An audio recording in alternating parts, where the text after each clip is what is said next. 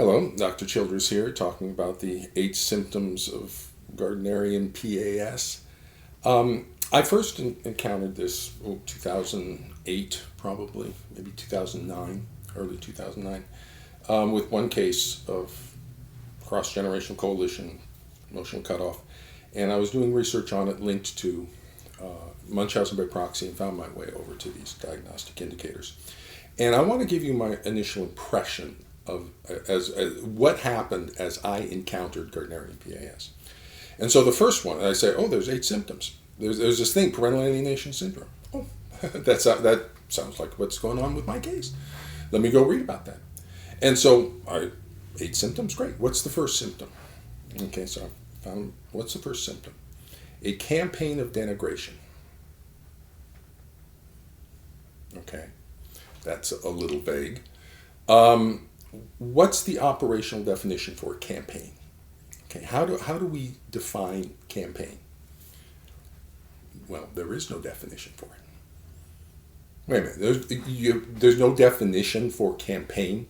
Let me look around. There's got to be a definition for a campaign of denigration. That's the first word of your diagnosis, campaign. What's the definition of that?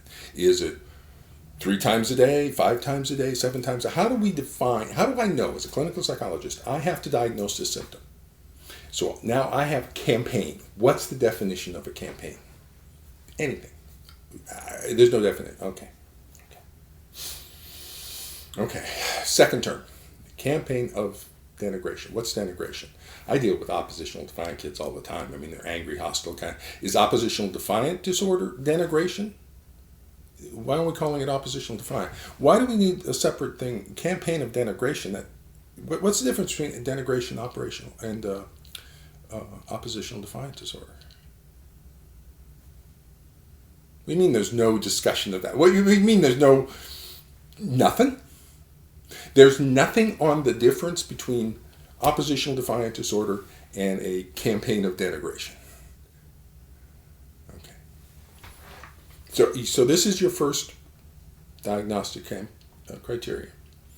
You have operational definitions for neither term.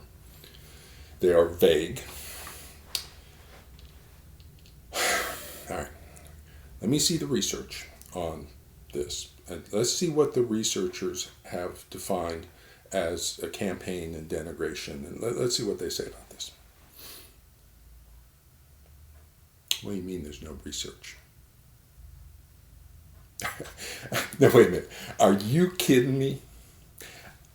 You are proposing a diagnostic model that has no research evidence to support it. Well, there's Amy Baker's. Okay, Amy Baker. Let's go look at Baker. Okay, so these are longitudinal, retrospective, look back things, and okay, nice. All right. So where's the research? Really? That's it? That's all you have? Ooh. And you got a lot of people pontificating, writing their opinions about stuff. Yeah, I got all that. I'm talking about research. Okay, if you are in the world of attachment, I mean, there's research by Ainsworth and Maines and Bretherton and Ruth Lyons and Sroof, and there's a lot of research. And if you're in ADHD, you've got a lot of research. PTSD, a lot of research. Anxiety disorders, panic attacks, a lot of research. That's what diagnoses have, a lot of research. Okay. So we know what the pathology is.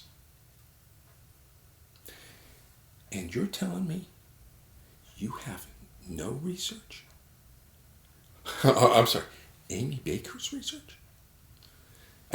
God love her, nice studies, good start. That's not diagnosis solid research. And you're not even operationally defining the first 2 terms of your very first diagnostic indicator. You are not operationally defining what those are. So your first diagnostic indicator is worthless. Poof, you can just toss it out because it could be anything.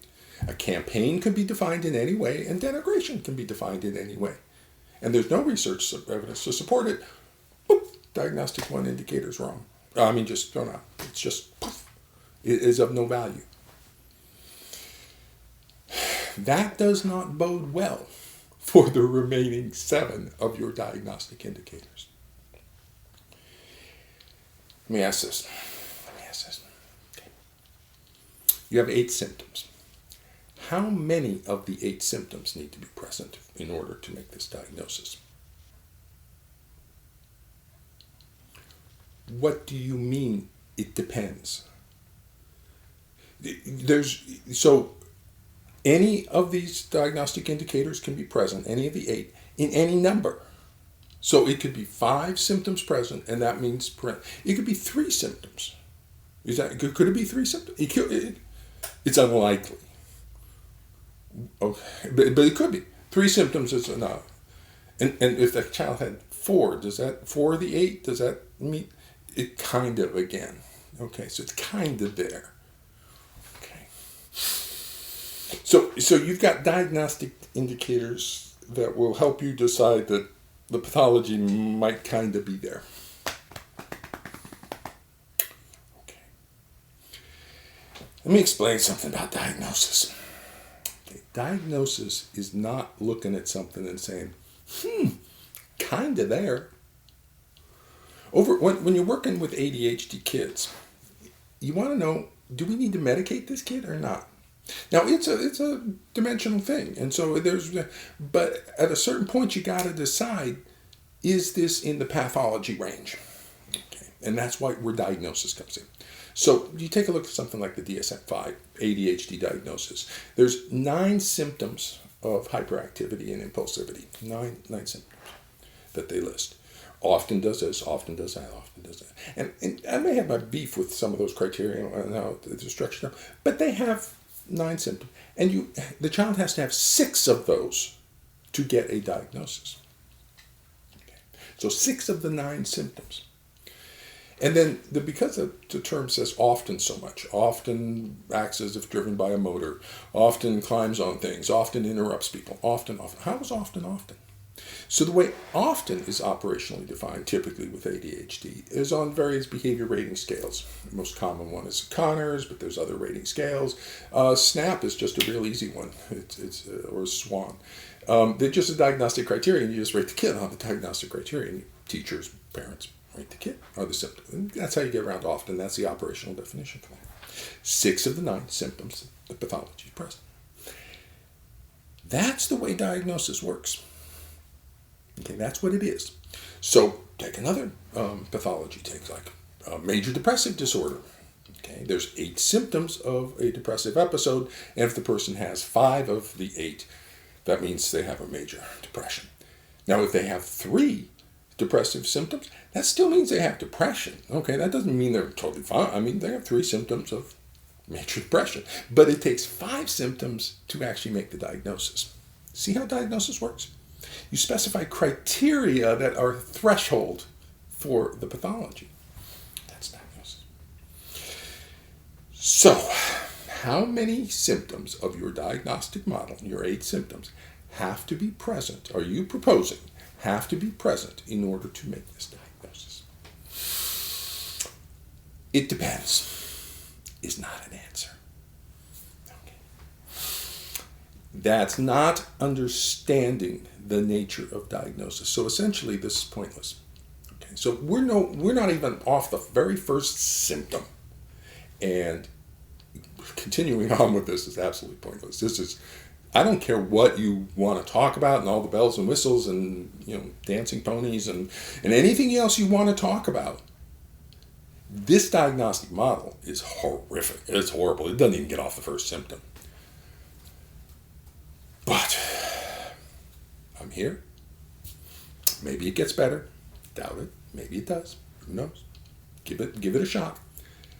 Let's go look at symptom 2.